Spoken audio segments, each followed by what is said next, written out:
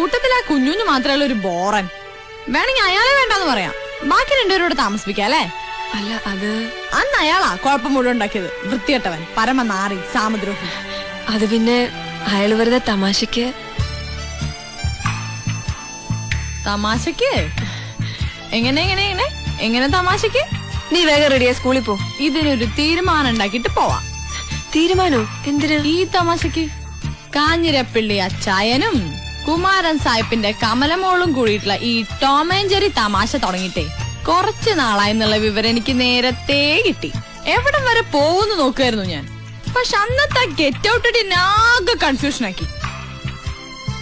ജെറിമോളെ, ടോമേട്ടൻ വൃത്തികെട്ടവനാണ്, പരമനാറിയാണ്, സാമദ്രോഹിയാണെന്നൊക്കെ പറഞ്ഞപ്പള്ളി മുഖം ചുമക്കല്ല ഞാൻ പിടിച്ചു കേട്ടോ.